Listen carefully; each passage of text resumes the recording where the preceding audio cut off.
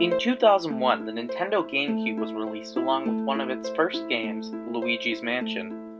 This game followed Luigi roaming around a ghost-infested mansion in an attempt to rescue his brother Mario.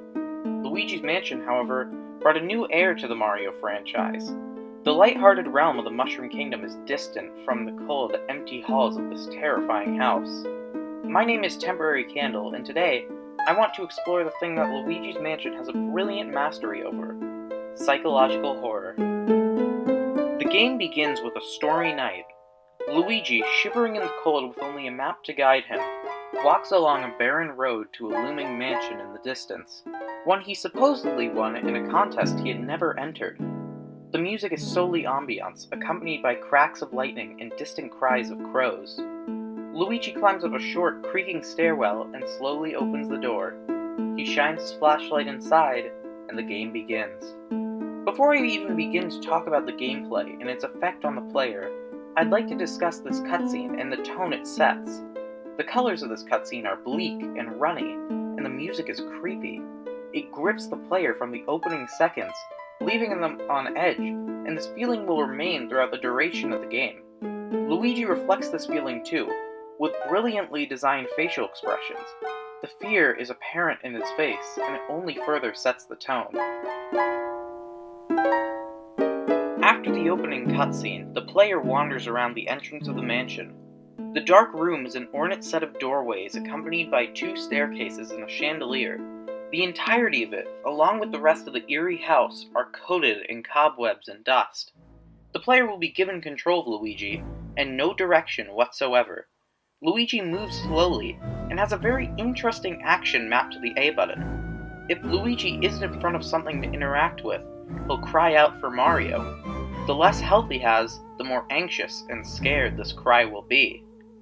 And if Luigi runs out of health completely, the player will be greeted with one of the most creepy game over screens in gaming history. The game slowly fades to black and white, and two words form on the center of the screen: good night. After finding a key, the player will experience a cutscene they'll become very familiar with: unlocking a door. This might seem like a very small and insignificant thing to touch on, but this small and short cutscene has a great effect on the atmosphere. Every time a door is unlocked for the first time, this cutscene will play. Luigi puts the key in the lock, turns it, and then goes to turn the handle. Hesitating, his hand shakes nervously, until he eventually opens the door. This truly seems minuscule in the grand scheme of things, but this cutscene is a direct reflection of the gameplay and the player. Careful, hesitant, tentative, nervous. And through this reflection, it maximizes those traits even further. Luigi then encounters his first ghost. Unlike the other grim colors and themes of the game, ghosts are neon and cartoonish, at least the normal ghosts. This is a unique curveball from the general atmosphere, and from a gameplay perspective, it makes ghosts easy to identify in the darkness of the mansion. Luigi, unable to defend himself, is rescued by scientist extraordinaire, Professor Egad, and the two make their way back to Egad's laboratory. Through a series of tutorials, the player will learn to use the poltergust, a vacuum for imprisoning ghosts. With this new tool, Luigi heads back into the mansion, determined to save his brother. And this is where we get to the real terror this game has to offer: the boss ghosts. Boss ghosts are unlike regular ghosts and boos, which we'll discuss later. Boss ghosts are the game's boss fights, and when you defeat one, Egad will use a special machine and turn it into a painting. They have more character than the other ghost varieties, and this is where things get quite a bit more sinister. There are boss ghosts of babies, children, husbands, and wives, ranging from old to young, and it really makes you wonder just what happened to these people when they were alive. Many will talk to you, including the infamous fortune teller, Madame Clairvoyant. Madame Clairvoyant is debatably the most interesting boss ghost in the game. She'll give the player various bits of story when they bring her random items of Mario's Luigi finds scattered around the mansion, like his star, hat, and a quickly scribbled note that warns Luigi of boos. Once the player brings her all 5 of Mario's items, a final prediction will come to her.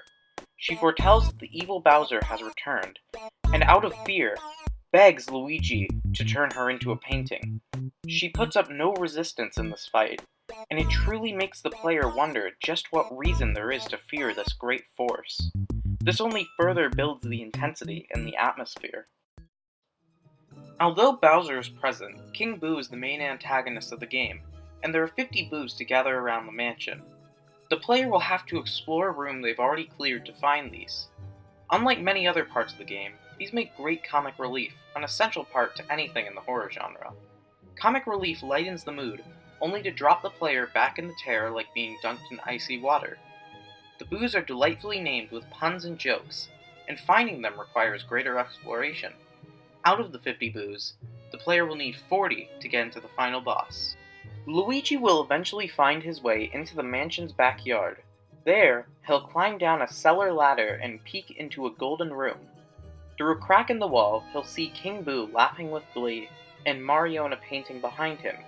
It is at this point that the game's goal is confirmed, and the second time Luigi will see the villain of the game. Mario is trapped, desperation in his eyes, and Luigi will be filled with a newfound drive to rescue his brother. This scene not only shows the power of the antagonist, but the lengths he is willing to go for revenge. Roughly halfway through the game, lightning will strike the mansion, cutting the power off and shutting off any lights you had turned on. The player will have to navigate the mansion in the dark and find their way to the basement breaker room to reactivate the power. Ghosts will be incredibly hostile during the power outage, and the hallways will be littered with them.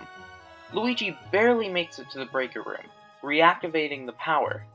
Shuffling through the darkened hallways is intense, and leaves the player on their toes as ghosts pop out of the walls constantly. The dark is known in horror to be dominant.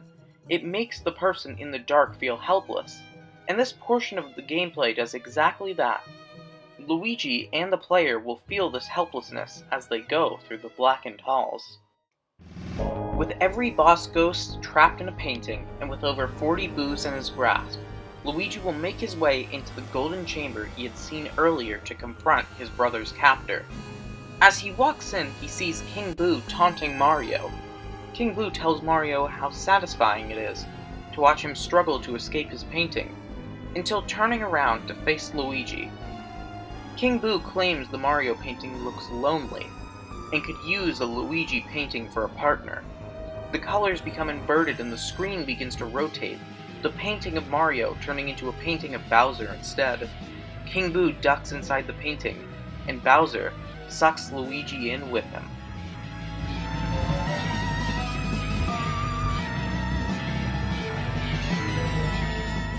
The final boss begins with Luigi and Bowser on a rooftop, surrounded by towering flames. Luigi launches a spiky boulder into Bowser, and is revealed to simply be a corpse with King Boo inside. Bowser's head falls off, and King Boo becomes vulnerable. With one last suck of his poltergust, Luigi absorbs a screaming King Boo. He leaves the painting, and takes it to Egad's lab. There, Egad turns Mario back into a human, and in a touching scene where Luigi cries with joy, the two are reunited. And with that, this ghost-busting tale comes to a close.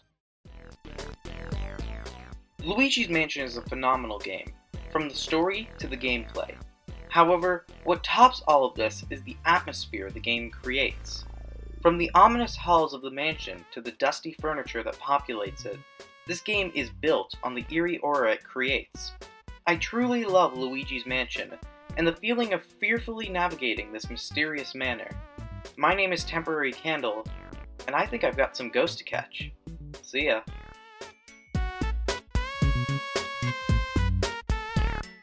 Hey guys, thanks for watching this video. If you like games with great, dark atmosphere like Luigi's Mansion, I'm sure you'd enjoy this video on Bayonetta 1 and 2. Click the link on screen if you'd like to watch it, and if you agreed, disagreed, or thought I missed something in this video, let me know down in the comments. That's all from me. See ya.